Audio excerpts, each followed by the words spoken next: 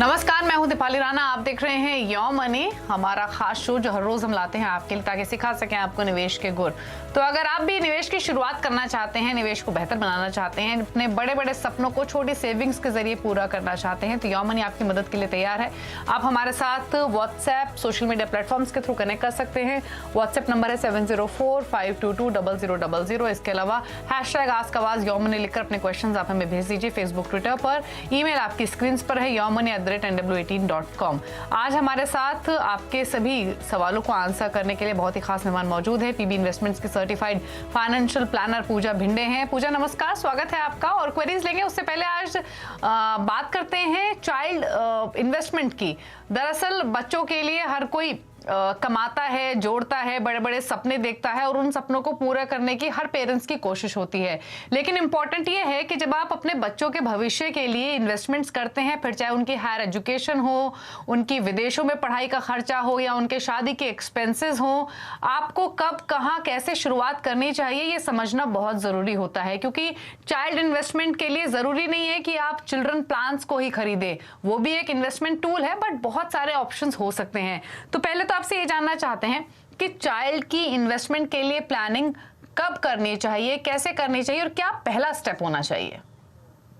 जी बिल्कुल। सबसे पहले तो ये माध्यम से हैप्पी चिल्ड्रंस डे सारे बच्चों को और सारे पेरेंट्स को भी।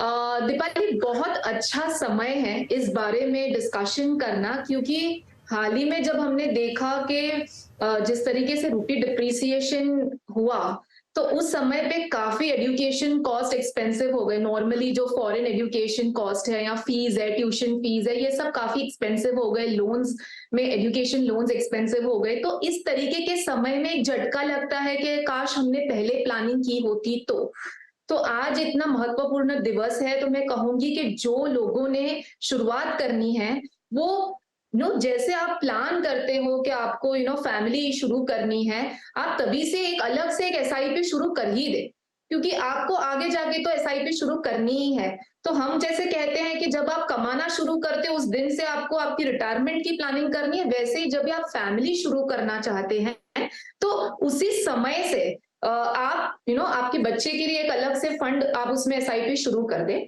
तो उससे आपको क्या होगा, 15 से 20 साल बाद जब बच्चा बड़ा होगा तो हायर एजुकेशन कॉस्ट, जैसे आपने राइटली मेंशन किया दीपाली, इन्फ्लेशन, महंगाई जैसे हम करंटली भी देख रहे हैं काफी बढ़ रही है। पोस्ट कोविड एजुकेशन इन्फ्लेशन में भी काफी बढ़ोतरी देखने को मिली है। तो इस तरीके के इवेंट्स होते रहेंगे। सो प्लानिंग अगर ठीक से होगी, समय पे होगी, वेल इन एडवांस होगी, तो हमें कोई दिक्कत नहीं आएगी, क्योंकि हमने पहले से ही प्लान कर रखा है।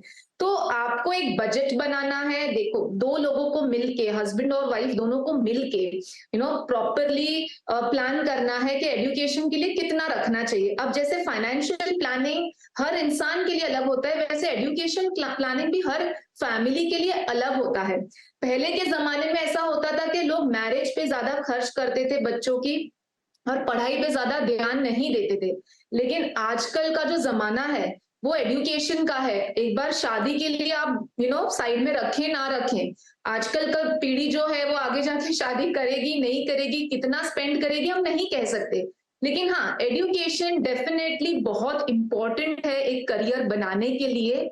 सो एजुकेशन के लिए हम नॉर्मली हम कहते हैं क्लाइंट्स को कि आप 25 लाख, 50 लाख, 1 करोड़ इस तरीके की रकम जुटाने के लिए टारगेट रखें। क्योंकि जो करियर्स हम देख रहे हैं आज के जमाने में दीपाली, जैसे एमबीए है, इंजीनियरिंग है, एमबीबीएस है, इन सबकी कॉस्टिंग कहीं ना कहीं 12 लाख से लेके 50 लाख के रेंज में आती है।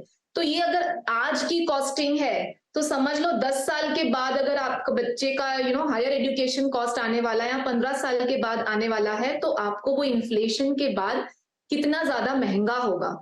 सो बैठ के प्रॉपर एक डायरी मेंटेन करें, कितना साइड में रखना है। हाँ, अगर आप फॉरेन एजुकेशन के बारे में सोच रहे हैं कि आपके बच्चे को आपको फॉरेन एजुकेशन देना है, तो उसके लिए एक अलग से ही प्लानिंग करनी होगी, क्योंकि उधर सिर्फ एजुकेशन नहीं लेकिन रहने के लिए भी, कॉस्ट ऑफ लिविंग का भी एक अलग से आपको अरेंजमेंट करना होगा, जो हम नॉर्मली नहीं करते। सो ये दो चीजें आपको अलग से ध्यान में रखनी है अगर आप फॉरेन एजुकेशन के बारे में सोच रहे हैं। तीसरी बात, हायर एजुकेशन तो हो गया चलो 18 साल 20 साल, जिसके लिए आपके पास समय है, और जैसे हम हमेशा कहते हैं एसआईपी में अगर आपके पास लंबा समय है तो छोटी सी रकम से भी आप बड़ा कॉर्पस इकट्ठा कर सकते हैं। लेकिन अगर समझो आप डेली एजुकेशन, जैसे अगर समझो आप अंडर ग्रेड हैं या स्कूलिंग के एजुकेशन के लिए भी आपको प्लानिंग करनी है, तो उस हिसाब से जो इंस्ट्रूमेंट्स अवेलेबल हैं, जैसे लॉन्ग टर्म के लिए हम इक्विटी चूज करते हैं, शॉर्ट टर्म के लिए आपने डेट चूज कर लिया, हाइब्रिड चूज कर लिया, जैसे आपने भी मेंशन किया काफी इंश्योरेंस प्लान्स भी होते हैं जो काफी टाइम चाइल्ड प्लान सोच के हम इन्वेस्ट तो कर लेते हैं, लेकिन हमें समझ में नहीं आता कि इसमें हमें कितना रिटर्न मिलेगा, क्या वो रिटर्न इन्फ्लेशन को बीट करेगा। अब ये बात यहाँ पे बहुत इंपॉर्टेंट मैं यहाँ पे कहूंगी कि नॉर्मली जब हम रेगुलर गोल की प्लानिंग करते हैं तो इन्फ्लेशन को बीट करने के लिए हम कहते हैं 7% से ज्यादा रिटर्न मिले उतना आप कोई भी इन्वेस्टमेंट में आप इन्वेस्ट करें। लेकिन एजुकेशन इन्फ्लेशन तो दीपाली 10 से 12% की तेजी से बढ़ रहा है, तो उसको बीट करने के लिए तो अगर 15 या 20 साल का समय है तो डेफिनेटली मिड कैप या स्मॉल कैप जैसे फंड में अगर आप निवेश करेंगे तो ही आप ये रिटर्न कमा पाएंगे। सो शॉर्ट टर्म के लिए आप वेल इक्विप्ड इन्वेस्टमेंट चूज करें, लॉन्ग टर्म के लिए तो डेफिनेटली आप एक अग्रेसिव पोर्टफोलियो बना सकते हैं। और एक बहुत महत्वपूर्ण बात यहाँ पे एक और चीज कहूंगी, आप बच्चों की प्लानिंग कर रहे हैं, बच्चे जब बड़े होंगे उनके एजुकेशन का जो पूरा खर्चा होगा वो स्ट्रेस फ्री हो जाए, उसके लिए आप खुद आपकी लाइफ इंश्योरेंस एक टर्म प्लान लेना जरूरी है, आपकी और आपकी वाइफ की, दो कमाने वाले लोग हैं तो उनकी टर्म इंश्योरेंस लेना जरूरी है कि खुदा ना खास्ता अगर पेरेंट को कुछ हो जाता है तो पूरी एजुकेशन प्लानिंग टॉस पे चली जाती है, क्योंकि आपने एसआईपी कर रखी है, आपने शॉर्ट टर्म के लिए इन्वेस्टमेंट कर रखा है, आपने समझो सुकन्या समृद्धि जैसा इन्वेस्टमेंट ले रखा है, लेकिन अगर पेरेंट ही नहीं है तो कैसे होगी। तो टर्म इंश्योरेंस तो डेफिनेटली एक प्रायोरिटी बेसिस पे लें अगर आप फैमिली शुरू करने का सोच रहे हैं। और जो विकल्प मैंने कहे, इक्विटी तो डेफिनेट आपको रखना है मेजरली, बाकी दूसरे ऑप्शंस गवर्नमेंट की तरफ से जैसे पीपीएफ में कर सकते हैं, अगर गर्ल चाहे 10 साल के अंदर है तो सुकन्या समृद्धि बहुत अच्छा प्रोडक्ट है, उसमें भी आप थोड़ा बहुत पोर्शन करें। मैं हमेशा कहती हूँ गोल्ड में भी आप थोड़ा बहुत इन्वेस्ट कर सकते हैं, एसेट अलोकेशन को ध्यान में रखते हुए प्रॉपर चाइल्ड प्लानिंग करें, जैसे इस तरीके का आप एक हैबिट कर सकते हैं कि हर साल बच्चे के बर्थडे पे आप थोड़ा बहुत गोल्ड में निवेश कर सकते हैं, चाहे गोल्ड ईटीएफ के माध्यम से हो चाहे एसजीबी के माध्यम से। तो डाइवर्सिफाई करके पोर्टफोलियो प्रॉपर एक फाइनेंशियल प्लानर के साथ बैठ के बनाएं, जैसे रिटायरमेंट हम कहते हैं बहुत इंपॉर्टेंट है, वैसे चाइल्ड एजुकेशन को मैं इंपॉर्टेंट इक्वल प्रायोरिटी दूंगी, चाइल्ड मैरिज के ऊपर चाइल्ड एजुकेशन को इंपॉर्टेंट प्रायोरिटी दूंगी। तो डेफिनेटली आपको 15 साल चाहिए इस तरीके के पोर्टफोलियो को क्रिएट करने के लिए। जी ओके चलिए, तो ये आपको पूजा ने काफ़ी सारी बातें बताई हैं। इनफैक्ट बच्चों के लिए प्लान करें उससे पहले उनके फ्यूचर को सिक्योर करने के लिए बहुत इंपॉर्टेंट है कि एक टर्म इंश्योरेंस आप लें, किसी भी अनफॉर्चुनेट इंसिडेंट में एक कवर बच्चों को ताकि मिल सके एटलीस्ट फाइनेंशियली। और दूसरी बात, उसके बाद आप प्लान कीजिए, और इस प्लानिंग में कॉम्बिनेशन हो सकता है म्यूचुअल फंड्स का, पीपीएफ का, गर्ल है अगर आपके पास तो सुकन्या समृद्धि योजना आप ले सकते हैं, गोल्ड का थोड़ा सा कंट्रीब्यूशन आप रख सकते हैं अपने पोर्टफोलियो में। तो काफ़ी सारे यहाँ पर ऑप्शंस हैं जिनके थ्रू आप जा सकते हैं। रही बात म्यूचुअल फंड पोर्टफोलियो क्रिएशन की, तो हर रोज हम आपको शो में बताते हैं कि किन फंड्स के साथ आप शुरुआत कर सकते हैं। आज भी हम आगे जाते हुए पूजा से उनके फंड्स पूछेंगे कौन से वो सजेस्ट करेंगे। लेकिन आपने पीपीएफ सुकन्या समृद्धि योजना की तो बात की है पूजा, लेकिन अगर कोई प्लान्स आप सजेस्ट करना चाहें हमारे व्यूअर्स को चाइल्ड के लिए, क्योंकि बहुत सारे हाउसेस हैं जो चाइल्ड स्पेसिफिक प्लान्स लेकर आते हैं। ऑल्दो मेरा पर्सनली ये मानना है कि इन सब प्लान्स में भले ही चाहे चाइल्ड इन्वेस्टमेंट का नाम हो या रिटायरमेंट प्लानिंग हो, गोल सबका वही है कि आप इन्वेस्टमेंट करें और आपको एक सिक्योरिटी मिले, एक टेंटेटिव रिटर्न्स आपको मिले। बट स्टिल अगर कुछ प्लान्स आप सजेस्ट करना चाहती हैं तो वो कौन से रहेंगे? जी बिल्कुल, नॉर्मली जैसे दीपाली मैंने कहा एक डाइवर्सिफाइड पोर्टफोलियो जैसे मिड कैप स्मॉल कैप होना जरूरी है। इसमें डाइवर्सिफिकेशन के लिए जैसे काफी एएमसी से जो चिल्ड्रन स्पेसिफिक प्लान्स आते हैं, जिसमें से मेरी दो पसंद है, SBI Magnum children's benefit fund और एक एचडीएफसी का चिल्ड्रन गिफ्ट फंड, जिसने पिछले 3 से 5 साल में काफी अच्छा प्रदर्शन दिखाया है।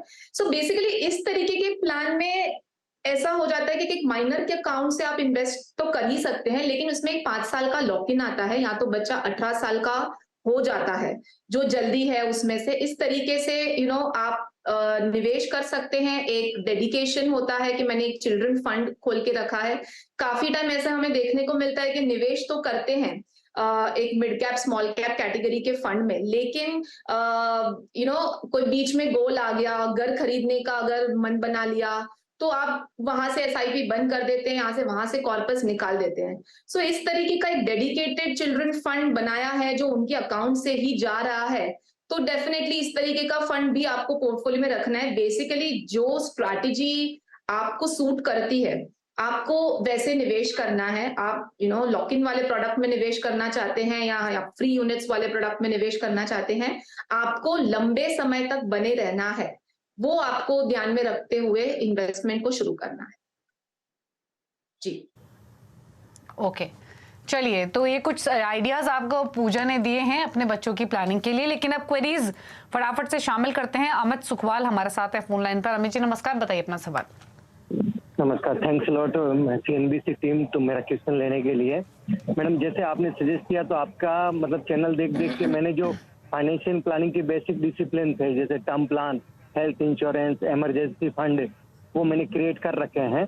और इक्विटी असेट एलोकेशन के हिसाब से आज मेरा क्वेश्चन जो इक्विटी, जो मेरा म्यूचुअल फंड का एक पोर्टफोलियो जो मैंने आपको भेजा है, मेरे 60,000 की एसआईपी है। लास्ट ईयर मेरा क्वेश्चन के बेस पे आपने मेरे को एक लॉन्ग टर्म प्लान है जो मेरा रिटायरमेंट प्लानिंग, उसके लिए सजेशन दिया था एक मिड के फंड को ऐड करने के लिए, वो मैंने ऐड किया है। मैं बस यही चाहता हूँ कि ओवरऑल मेरा लॉन्ग के गोल के हिसाब से मेरा फंड का सिलेक्शन कैसा है और उसमें कुछ चेंज करना है, उसके हिसाब से मैडम की गाइडेंस चाहूंगा। और आपका गोल क्या है 20 इयर्स में 5 करोड़ का? यस। चलिए, अच्छी बात है अमित जी। बाकी व्यूअर्स को भी ये देखना चाहिए, सीखना चाहिए कि निवेश का पहला कदम होता है एक सिक्योरिटी क्रिएट करना, एक हेल्थ इंश्योरेंस के थ्रू, एक टर्म इंश्योरेंस के थ्रू, और उसके बाद आप इन्वेस्टमेंट्स कीजिए। ये बहुत इंपॉर्टेंट है। इन्वेस्टमेंट्स के बाद जो बचे उसको आप अपने शौक पर खर्च कीजिए। ये आइडियली ये स्ट्रैटेजी होनी चाहिए जो कि अमित जी ने भी फॉलो की है। अब पूजा, इनका प्लीज पोर्टफोलियो देखिए। इनके पास हालांकि पोर्टफोलियो डाइवर्सिफाइड है। ब्लू चिप इनके पास 2 है, एक एक्सिस ब्लू चिप है, दूसरा है मेरे एसेट इमर्जिंग ब्लू चिप, पराग पारिक फ्लेक्सी कैप है, पीजीएम इंडिया अपॉर्चुनिटीज है, मिड कैप कैटेगरी को, और एसबीआई स्मॉल कैप है। टोटल इनके 60,000 के आसपास की एसआईपी है, 12,500 each in 2 funds, 15,000 in 2 funds and 5,000 in axis blue chip. Portfolio कैसा है? प्लस 20 इयर्स में 5 करोड़ का टारगेट इस इन्वेस्टमेंट से पूरा हो सकता है या फिर नहीं? जी बिल्कुल दीपाली, आपने बहुत सही तरीके से कहा कि फाइनेंशियल प्लानिंग के लिए जैसे अमित जी ने प्लान करके रखा है, डेफिनेटली अमित जी आप शो को फॉलो करते हुए जिस राह पे हैं, बहुत सही राह पे हैं, और आपने उस राह पे चुन के जो फंड्स का भी चुनाव किया है, जिस राह पे आप हैं, तो वो भी काफी डाइवर्सिफाइड है। मैं काफी खुश हूं कि आपने पोर्टफोलियो में काफी डाइवर्सिफिकेशन रखा है, मिड कैप को भी शामिल किया है। जरूरी है क्योंकि आपका होराइजन जो है वो 20 साल का है। सबसे पहले तो आपको एक चीज से खुश कर दूं कि 20 साल में अगर आपको 5 करोड़ की रकम जुटानी है, तो आप डेफिनेटली एक 50,000 की रकम से भी आप उसको अचीव कर सकते हैं, और आपकी एसआईपी जो चल रही है वो 60,000 की चल रही है। सो डेफिनेटली आपका एसआईपी अमाउंट तो आराम से आप उससे पहुंच जाएंगे। फंड्स की बात करूं तो जैसे दीपाली ने भी कहा, काफी डाइवर्सिफाइड पोर्टफोलियो है। Mid cap, large cap mid cap है, स्मॉल कैप है, फ्लेक्सी कैप है, और एक प्योर लार्ज कैप भी है। सो पोर्टफोलियो के हिसाब से ग्रीन सिग्नल है, और एसआईपी अमाउंट के हिसाब से भी ग्रीन सिग्नल है। सिर्फ पोर्टफोलियो रिव्यू करते रहिए, और जैसे एक गोल की प्लानिंग की है ना अमित जी, वैसे दूसरे भी गोल होंगे। जैसे आज के शो में हम काफी दूसरे गोल्स की भी बात कर रहे हैं, तो उसकी भी प्लानिंग करें, और उसकी एसआईपी अमाउंट कितनी होनी चाहिए, और उसके लिए आपने जो फंड्स रखे हैं उसमें ही आपको टॉप अप करना चाहिए। वैसे भी एक प्लान करके प्रॉपर सब गोल्स के हिसाब से आप चलें, और अकॉर्डिंगली आपकी फाइनेंशियल प्लानिंग फिर जाके पूरी होगी। जी ओके चलिए, तो अच्छी बात यह है कि एक तो आपका पोर्टफोलियो वेल डाइवर्सिफाइड है, कोई चेंजेस आपको नहीं करने हैं। जो सजेशंस यानी पिछले साल आपको दिए गए थे उसी के साथ आपको स्टिक करना है। दूसरी अच्छी बात, जैसे कि पूजा ने कहा कि 50,000 की भी एसआईपी करेंगे तो भी अपने गोल को आप हासिल कर लेंगे आसानी से। आप तो फिर भी 60,000 की कर रहे हैं, बट कंटिन्यू कीजिए। सजेशन यही होगा आपके लिए कि आगे भी अगर आपकी पॉकेट अलाउ करे तो इन्वेस्टमेंट्स अपनी इंक्रीज करते रहिए। जितना एक्यूमुलेट कर लेंगे उतना बेहतर ही है। तो आप अपने पोर्टफोलियो को टाइमली ट्रैक करते रहें और इन्वेस्टेड रहिए। श्रीराम हमारे साथ अब मौजूद हैं फोन लाइन पर, ओडिशा से श्रीराम मुंडा। श्रीराम नमस्कार, बताइए सवाल अपना। नमस्कार मैम। हेलो नमस्ते, पूछिए अपना सवाल। मैम, मेरा ये सवाल है कि मेरा 10 साल में 50 लाख के अमाउंट के लिए मेरा मंथली SIP 11,000 रुपये है, जिसमें आपका डिटेल भेजा हूँ कि मेरा SIP रिव्यू करिए, ये सही है क्या? ठीक है, तो आपका 11,000 के SIPs है। फंड्स में क्विकली मेंशन कर देती हूँ Pooja. Parag Parikh, flexi cap, Canara Robeco, blue chip, Axis small cap, मेरा ऐसे टैक्स सेवा, कोटक इमर्जिंग इक्विटी, टोटल 11,000 के SIP, 10 इयर्स में 50 लाख का टारगेट है। अच्छी बात है कि अर्ली स्टार्टर है ये, 24 इयर्स इनकी एज है, तो अच्छी बात है कि इन्होंने शुरुआत कर दी है। इनफैक्ट श्रीराम एक चीज और बताइए, अगर आप सुन रहे हैं, आपने ये पोर्टफोलियो कब क्रिएट किया, कितना टाइम हो चुका है इस इन्वेस्टमेंट्स को? ये लगभग 7 महीना हो गया। अच्छा, 7 मंथ्स हो गए हैं, ठीक है। बताइए पूजा, क्या सजेशंस आपके? सबसे पहले तो मैं भी दाद दूंगी श्रीराम के 24 साल की उम्र में आपने प्लानिंग शुरू की है और टारगेट के साथ आप SIP के बारे में सोच रहे हैं। सो डेफिनेटली आप शो को फॉलो कर रहे हैं और हमारी बात को बहुत सीरियसली ले रहे हैं कि कैसे प्लानिंग करनी चाहिए। सो श्रीराम, यहाँ पे एक गैप है, जैसे 10 साल में आपको जो रकम जुटानी है 50 लाख की, उसके लिए अभी से आपको SIP शुरू करनी होगी 21,500 की, और आपकी जो SIP अमाउंट है वो 11,000 है, तो कहीं ना कहीं आधे से ज्यादा आपका SIP अमाउंट कम है। यहाँ पे 2 चीज मैं आपको सलाह दूंगी। यहाँ तो आप हर साल 20% से आपकी SIP बढ़ाएं 10 साल तक, तो आप ये गोल तक पहुंच पाएंगे।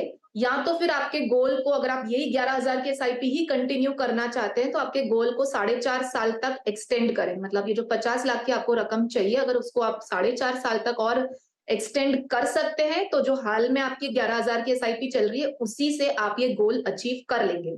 सो 2 ऑप्शंस हैं, आपको जिस तरीके की आपकी रिक्वायरमेंट है आप वैसे फॉलो कर सकते हैं। फंड्स की बात अगेन मैं करूं तो दीपाली, बहुत अच्छा पोर्टफोलियो है। आई एम वेरी हैप्पी के लोग डाइवर्सिफिकेशन को अच्छे से ध्यान में रखते हुए mid cap, small cap, large cap, flexi cap, ये इंपॉर्टेंट 4 कैटेगरीज में तो आप डाल रहे हैं। एक चीज है, स्मॉल कैप में आपने डाल रखा है एक्सेस स्मॉल कैप, फिलहाल बेंचमार्क के सामने ज्यादा परफॉर्मिंग नहीं है, लेकिन क्योंकि 10 साल का समय है, रिव्यू करते रहिए। स्मॉल कैप थोड़े रिस्की होते हैं, अगर आप उसको 14.5 साल तक कंटिन्यू कर रहे हैं तो डेफिनेटली आप इसमें बने रहें, कोई दिक्कत नहीं है। अगर आपको 10 साल के अंदर ही चाहिए, ज्यादा अग्रेसिव रिस्क नहीं लेना है, तो आप उसमें से निकल के एक फ्लेक्सी कैप में टॉप अप कर सकते हैं जी। ओके, चलिए, तो आपका पोर्टफोलियो जैसे बताया पूजा ने, डाइवर्सिफाइड है, चेंजेस करने की जरूरत नहीं। इन्हीं फंड्स में आप इन्वेस्टेड रहिए। बस करना यह है कि अपने गोल को हासिल करने के लिए आपको इन्वेस्टमेंट्स इंक्रीज करनी पड़ेगी। हर साल 20%, 10%, 20% अपना SIP अमाउंट इंक्रीज कीजिए। चलिए, रुकने इसी के साथ एक ब्रेक के लिए, लौटेंगे तो कुछ और क्वेश्चंस लेंगे शो में। जल्द वापस आते हैं।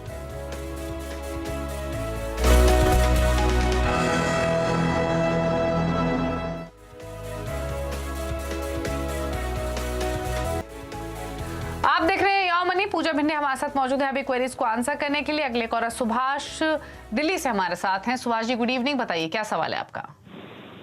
मैम, मेरा सवाल ये है कि मैं 5 साल में मेरा टारगेट है 1 करोड़ रुपए का।